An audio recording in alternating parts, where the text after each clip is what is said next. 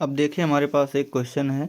एक रेलगाड़ी 63 किलोमीटर की दूरी किसी निश्चित औसत चाल से तय करती है। फिर 72 किलोमीटर की दूरी प्रारंभिक चाल से 6 किलोमीटर प्रति घंटा अधिक औसत चाल से तय करती है। पूरी यात्रा में 3 घंटे का समय लेती है, तो प्रारंभिक औसत चाल ज्ञात कीजिए।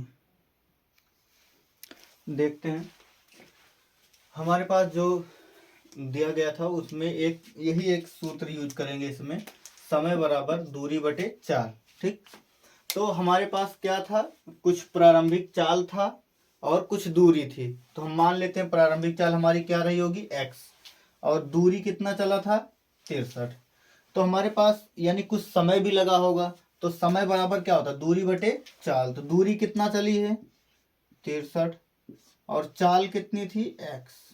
ये हमारा पहला समय था। फिर उसने क्या कहा कि 72 किलोमीटर की दूरी और चली। कितना चली, पहले में 63 था, यहाँ पे 72 होगा। ठीक, 72 किलोमीटर की दूरी और चली, लेकिन चाल में क्या हो गया, वृद्धि हो गई। क्या हुई है, चाल में वृद्धि। पुरानी चाल कितनी थी x, कितने की वृद्धि करनी है 6 की, तो x प्लस 6 किलोमीटर प्रति आवर। तो फिर से वही समय बराबर क्या हो जाएगा, दूरी बटे चाल। दूरी कितना है 72 और चाल कितनी है x प्लस 6। ठीक, अब हमें दिया गया कुल समय, यानी कि 72 किलोमीटर और 63 किलोमीटर दोनों के चलने का समय कितना दिया गया, 3 घंटे। तो टोटल समय कितना लगा, 3 घंटे। और पहला समय कितना था 63 बटे x प्लस, इसमें कितना था 72 बटे x प्लस 6 और बराबर पे 3। ठीक, अब हम क्या करेंगे कि या तो इसका मल्टीप्लाई करा दे, या तो 3 के, देखो 3 में अगर हम 1 से मल्टीप्लाई कराएंगे तो कोई फर्क नहीं पड़ने वाला। ठीक, ऊपर से हम 3 कॉमन ले लेते हैं।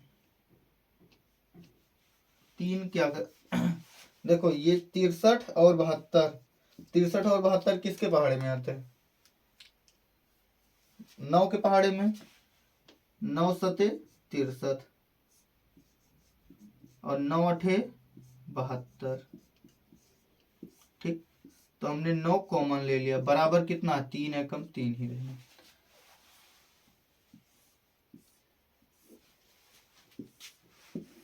अब आगे देखते हैं, इस 3 को भेज देते हैं बटे में। ठीक, गुणा कराते हैं इसका 7 का, और ब्रैकेट में x प्लस 6 होगा, और प्लस 8 और x प्लस x का होगा, और नीचे नीचे का यानी x और x प्लस 6 बराबर 3/9। 3 से काट देते हैं। ठीक, अब इसको कहते हैं 7 एकम 7x, 7 छके 42 और ये 8x। नीचे नीचे का x का x स्क्वायर, 6 और x का 6x बराबर 1/3। ये x वाले हैं जोड़ लेते हैं, 7 8 15x और प्लस 42।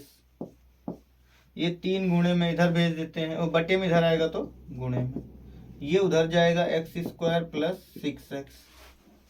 अब सबको उधर ले चलते हैं गुणा करा के, देखो 15 तिया 45। पहले इधर क्या था x स्क्वायर प्लस 6x, ये क्या हुआ 15 तिया 45 और ये 42 तिया, 3 दूनी 6, 3 चौके 12। ये प्लस में इधर उठा लाते हैं माइनस में, x स्क्वायर प्लस 6x, ये माइनस का 45x, ये माइनस का 126। ये घट जाएगा दोनों क्योंकि बीच में माइनस का निशान है। 45 में से 6 गया 39x माइनस 126। अब 126 का ऐसा गुणनखंड बनाना घटाने पे कितना आना चाहिए 42 और 39। तो हमारे पास कौन है 42 और 3। देखिए यहाँ पे जिसका मल्टीप्लाई किया तो वही बनेगा। तो एक्स स्क्वायर माइनस, इसमें x पहले लिखते हैं, x 42 minus 3, x minus 126 equal to 0।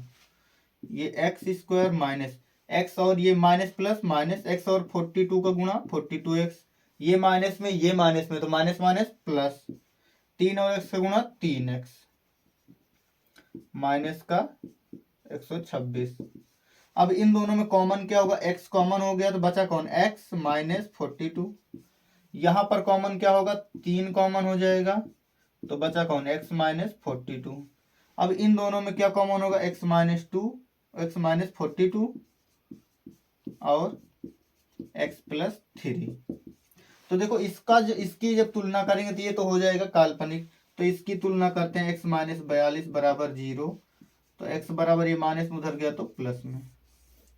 हमें चाहिए क्या थी, प्रारंभिक औसत चाल। हमारी प्रारंभिक औसत चाल क्या थी, x, तो x बराबर कितना निकला, 42 किलोमीटर प्रति घंटा। ये नोट करिए।